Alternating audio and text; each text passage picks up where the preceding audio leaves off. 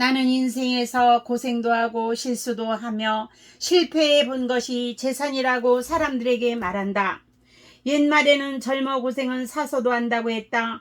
고생과 실패는 깨달음을 주고 성장시켜 성숙된 사람으로 인도하는 최고의 스승이다.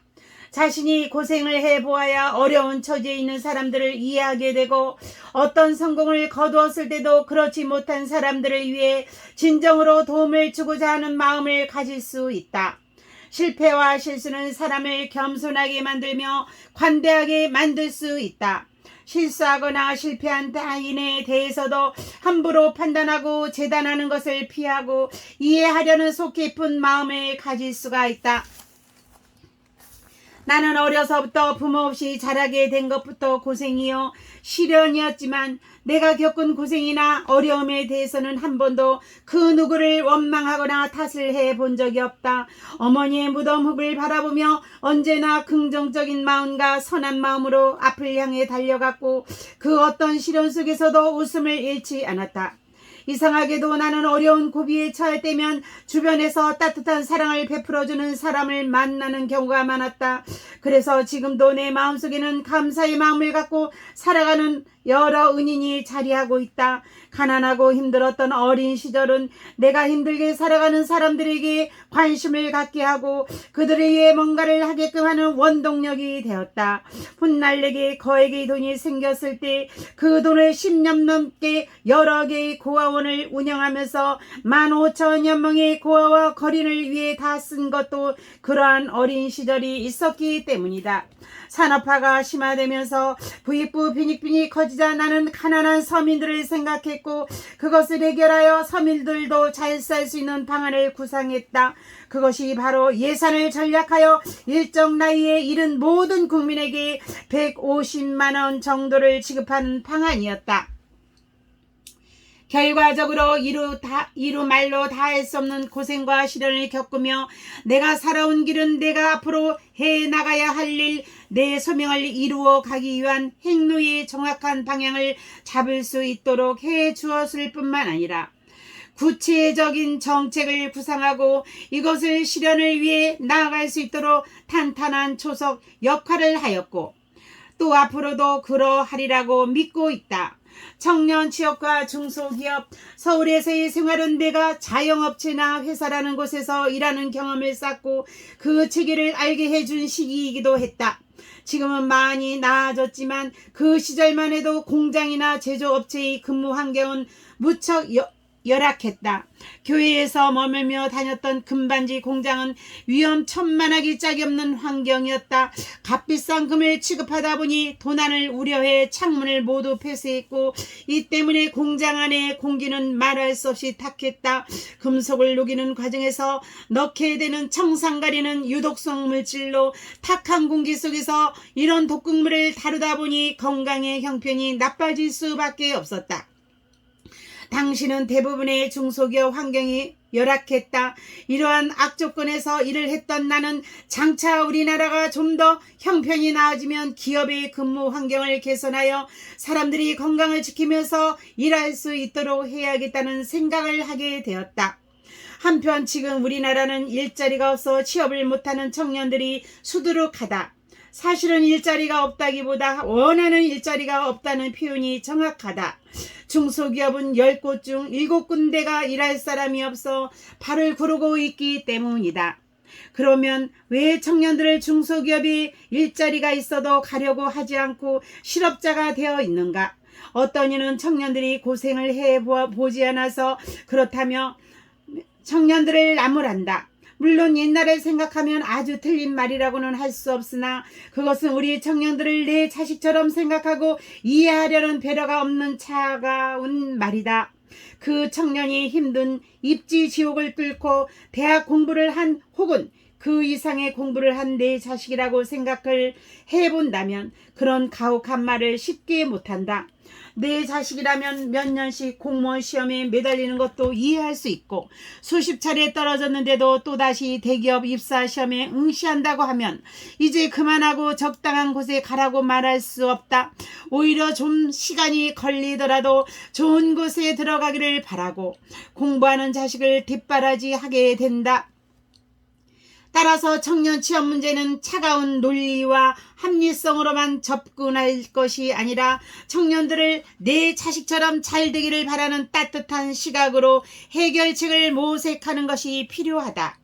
그러면 왜 청년들이 중소기업의 많은 일자리를 마다하고 대기업을 선호하는가에 대해 생각할 필요가 있다.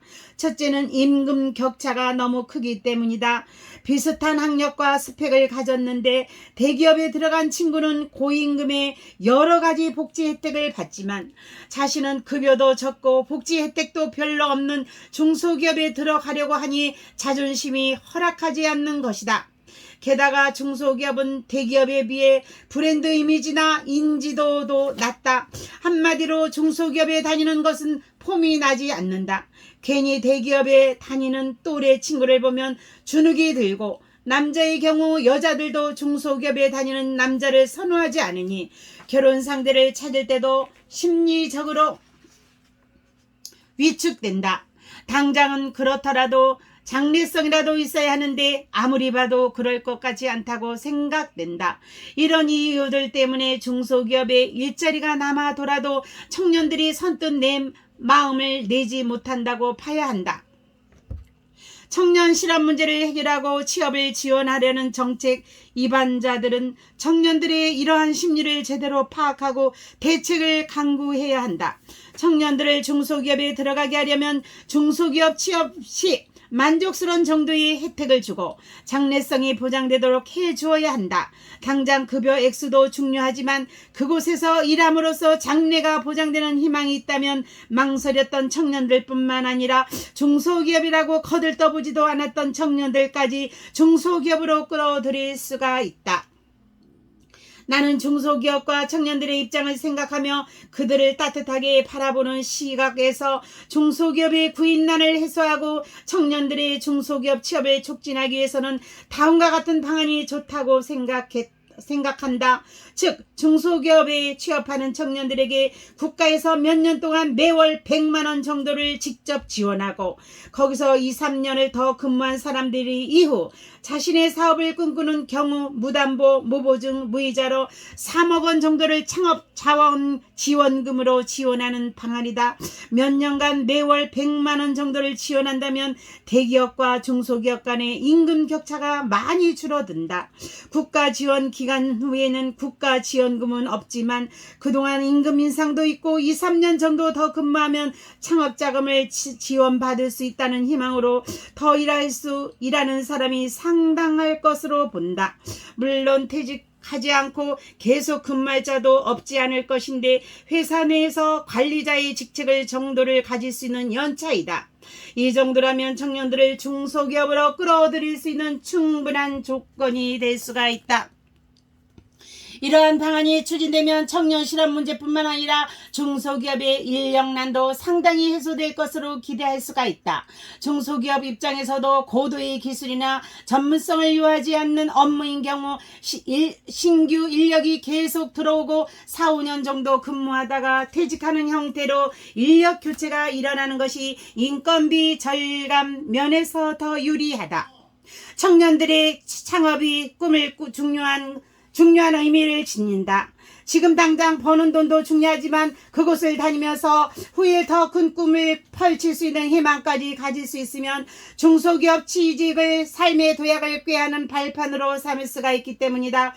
대기업에 취직한 경우 비교를 해보아도 대기업의 경우 처음 입사했을 때는 좋지만 점차 승진 스트레스를 받다가 나이가 들면 퇴직을 해야 한다. 그런데 퇴직 후 창업을 하고 싶은 경우 사업성 있는 아이템이 있어야 창업자금을 대출받을 수가 있다. 대기업에 다닌 것은 창업 지원 면에서는 아무런 이점이 없다. 전적으로 자신의 힘으로 창업자금을 구해야 한다. 그런데 나는 방안에 따르면 중소기업의 일정 기간을 근무할 사람은 창업자금으로 무담보, 무보증, 무이자로 3억 원까지 지원은 받을 수 있으니 비록 월급은 대기업보다 조금 적어도 미래에 하고 싶은 일을 할 수 있는 보장이 된다. 급여가 적어서 근무 환경이 나빠서 혹은 폼이 안 나고 자존심이 상해서 기피했던 중소기업을 기피할 이유가 없게 된다. 청년 취업과 중소기업의 인력난 해결이라는 두 마리 토끼를 다 잡는 길이 바로 따뜻한 사랑의 마음으로 다가간 내가 제시한 방안과 같은 것이라고 생각한다.